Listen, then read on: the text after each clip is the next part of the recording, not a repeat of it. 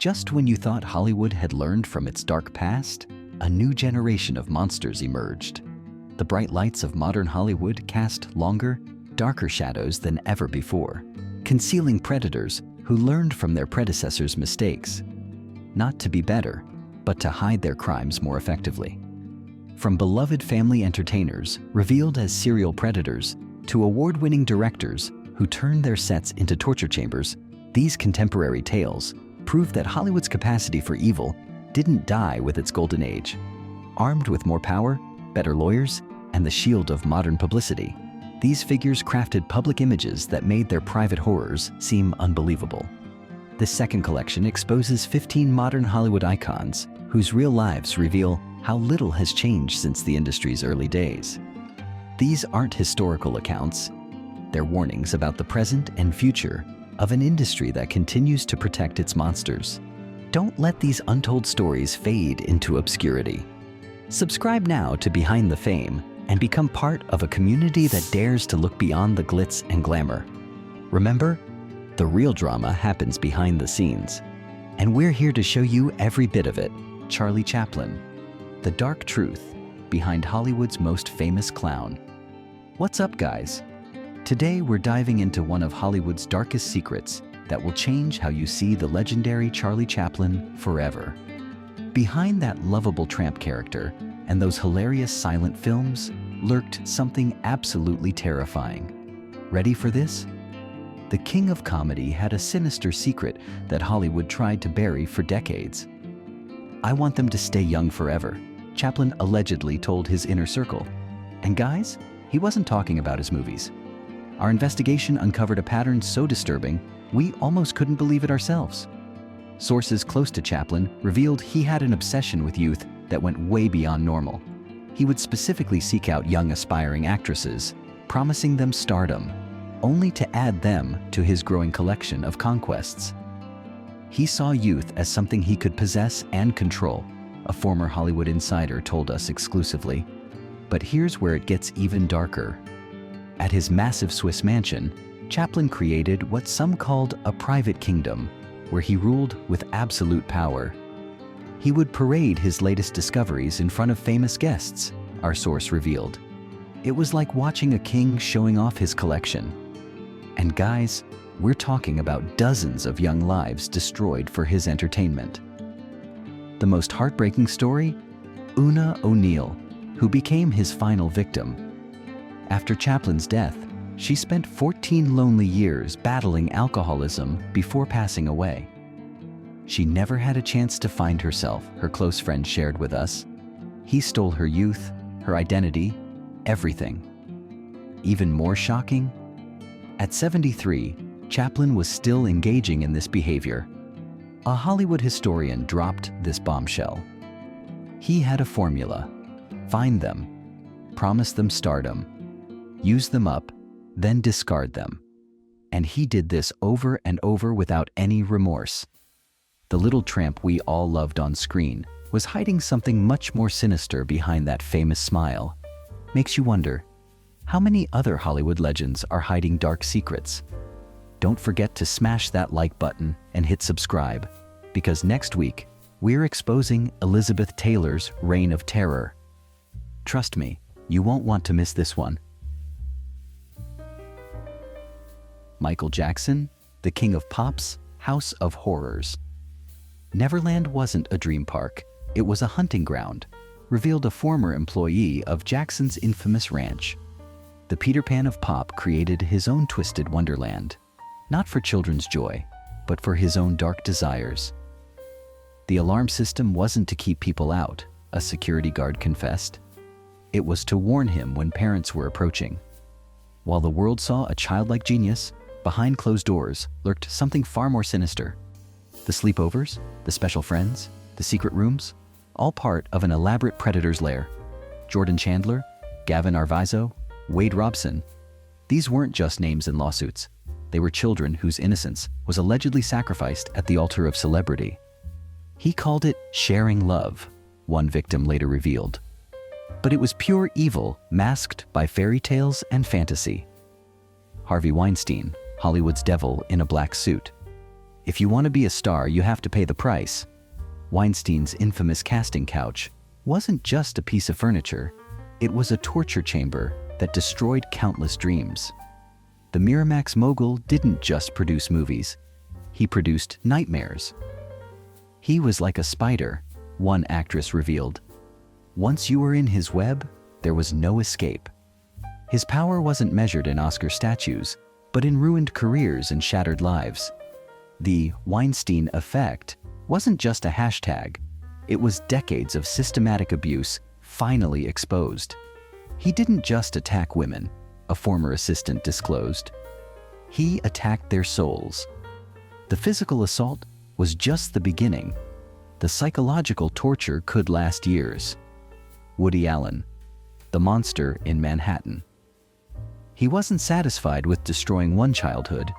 He had to marry into the possibility of destroying more. This wasn't just tabloid gossip about Allen's marriage to his stepdaughter Soon Yi. It was a pattern of behavior that had been hiding in plain sight. Dylan Farrow's accusations weren't just allegations. They were a 7-year-old's cry for help that went unanswered for decades. He used his neurotic persona as a shield, one insider revealed. While everyone was laughing at his jokes, he was calculating his next move. Mel Gibson, the holy warrior's unholy rage. I hope you get raped by a pack of an asterisk, asterisk, asterisk, asterisk, asterisk, S.A. This wasn't dialogue from a racist film, but Gibson's actual words to his ex-girlfriend, captured on tape. The man who played William Wallace, freedom fighter, was actually Hollywood's leading merchant of hate.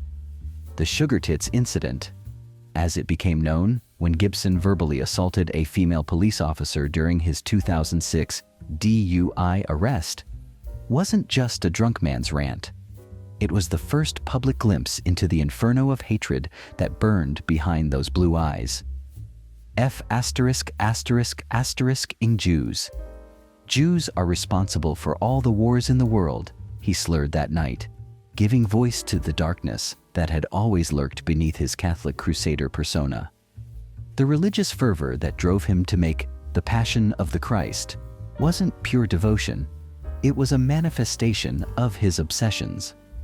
He didn't just believe in God, a former colleague revealed. He believed he was God's personal warrior against the Jews. The film's controversial scenes of violence weren't just artistic choices.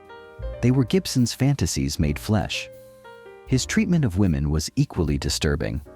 The recorded phone calls to Oksana Grigorieva revealed a man capable of breathtaking cruelty. You look like a fing pig in heat, and if you get raped by a pack of an asterisk asterisk S, it will be your fault.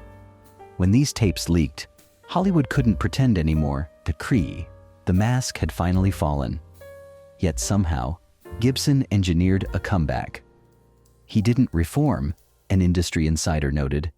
He just got better at hiding the monster. The man who once ruled Hollywood as its highest-paid actor had become its most successful sociopath, proving that, with enough money and power, even the darkest sins could be forgiven. The spotlight's about to get a lot brighter. Don't miss out on our next explosive exposé. Smash that subscribe button and join the Behind the Fame revolution. We're peeling back the layers of Hollywood's carefully crafted image, one story at a time. Are you ready for the truth? Mae West, the original sin of Hollywood. When I'm good, I'm very good. But when I'm bad, I'm better. Mae West's famous quote wasn't just a clever line. It was a manifesto of manipulation that would make modern Hollywood blush. The original sex symbol wasn't just pushing boundaries. She was destroying lives behind the scenes. She didn't just play seductresses, a studio historian revealed. She was running a virtual brothel out of her dressing room. West's infamous muscle men weren't just stage decoration. They were part of a complex exploitation scheme that would make Harvey Weinstein look amateur. Her relationship with boxing champion William Jones wasn't romance, it was ownership. She collected men like trophies, a former assistant stated, and when she was done with them, she destroyed them completely. The boxer's mysterious death was never fully investigated, just another casualty in West's wake. Even in her later years, West's manipulative nature never diminished. She would hire young men as personal assistants, a contemporary revealed, then use their dependence on her paycheck to control every aspect of their lives. The legacy of Mae West isn't just about breaking sexual taboos. It's about establishing a pattern of power abuse that Hollywood would perfect over the next century. She didn't just play Diamond Lil, a film historian noted. She was the original architect of Hollywood's dark side. John Wayne, the dark side of America's cowboy. He wasn't just racist on screen, he was worse in real life. These weren't words from critics. They came from former co-stars who witnessed the real John Wayne behind the all-American hero facade. The man who embodied American values harbored some of Hollywood's darkest prejudices. "I believe in white supremacy," Wayne infamously declared in his 1971 Playboy interview. But this wasn't just talk. It was a manifesto he enforced on every set. He would refuse to work with black actors unless they played servants, a former crew member revealed. And even then, he'd treat them like they were invisible. The Duke's reign of terror extended beyond racial boundaries. His treatment of Clark Gable revealed a pattern of systematic destruction. "Gable's an idiot," Wayne would announce to anyone who'd listen. "Acting's the only thing he's smart enough to do." But these weren't just catty remarks. They were calculated career assassinations.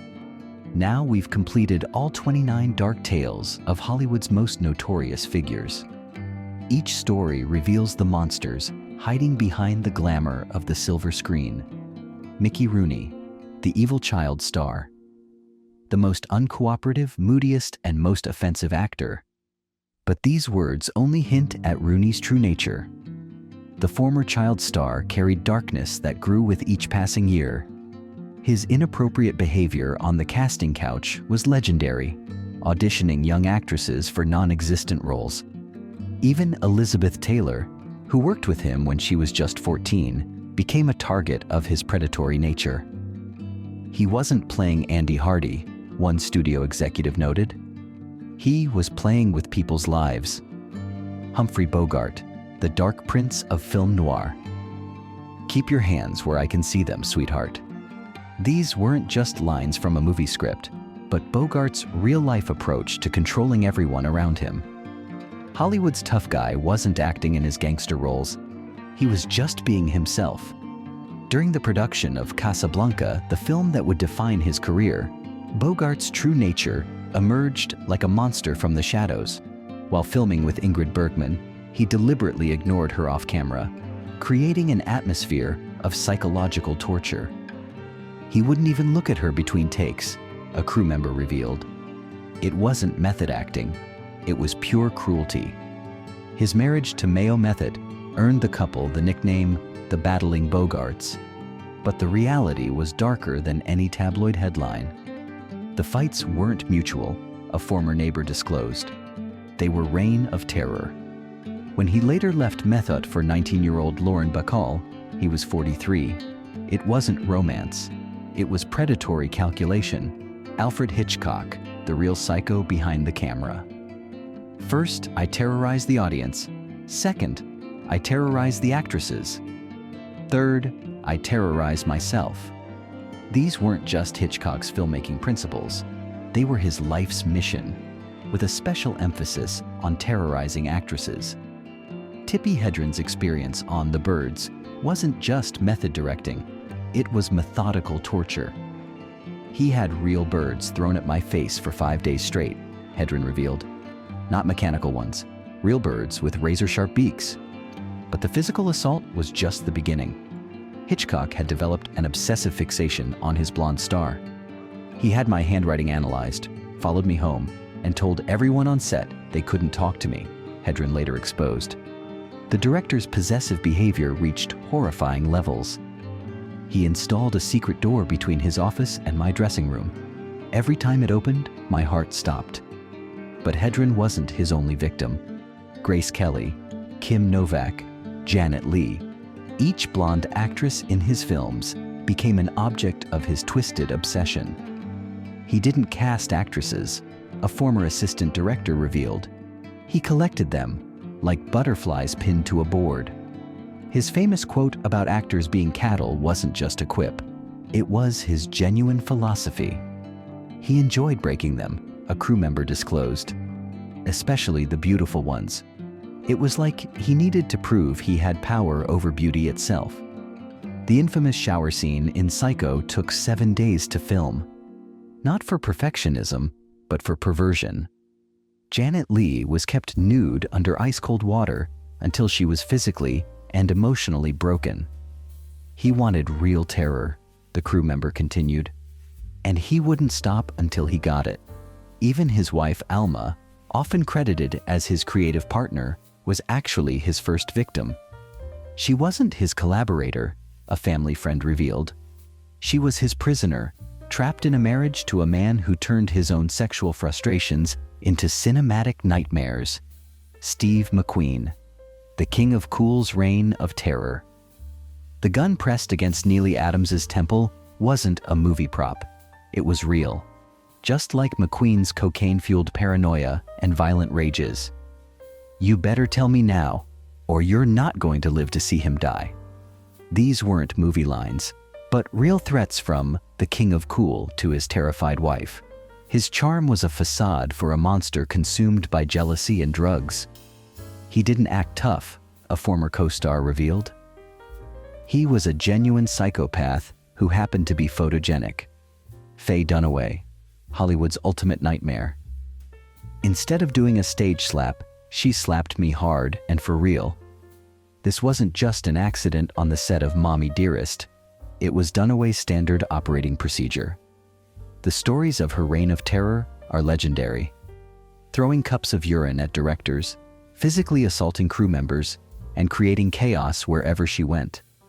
She wasn't just difficult, a crew member revealed. She was pathologically cruel. Even Bette Davis, no stranger to bad behavior herself, considered Dunaway among the worst people in Hollywood, a title she earned through decades of calculated malice. Kevin Spacey, House of Cards, House of Horrors. "I know who you are. Pay attention to what happens next." These weren't just Frank Underwood's lines. They were Spacey's real-life threats to his victims. The man who played America's most manipulative president was actually living a darker script off-camera. The theater was his hunting ground, revealed a former staff member of London's Old Vic, where Spacey served as artistic director. During his 11-year reign, at least 20 young men reported inappropriate behavior, a euphemism for something far more sinister. "He used Shakespeare as a weapon," one victim stated. "He'd offer to mentor you, then trap you in his web of power." Anthony Rapp's revelation about being assaulted at 14 wasn't just a single incident. It was the first domino in a decades-long pattern of predatory behavior. Spacey's response? Coming out as gay, using the LGBTQ+ community as a human shield. It wasn't just offensive, an activist noted. It was calculated evil, trying to conflate homosexuality with predatory behavior. Even after multiple allegations and legal troubles, Spacey maintained his sinister performance. "He's still playing a role," a legal analyst observed. "But now it's the role of the misunderstood victim, perhaps his most dangerous performance yet." As these contemporary tales demonstrate, Hollywood's darkness didn't fade with the passing of its golden age. It evolved, becoming more sophisticated in its methods of abuse and concealment. Today's monsters have learned from their predecessors, armed with better lawyers, stronger NDAs, and more effective methods of silencing their victims. The industry that once promised to clean up its act has instead perfected the art of hiding its sins. These stories aren't just about individual monsters. They're about an ecosystem that continues to breed them, protect them, and profit from them. If you've made it this far through Hollywood's darkest secrets, you're now part of the Behind the Fame family. Hit subscribe to join us as we continue to expose the truth behind the glitter. Share your thoughts in the comments below, and don't forget to like and hit that notification bell. Together, we'll keep pulling back the curtain on fame's darkest corners. See you in our next investigation.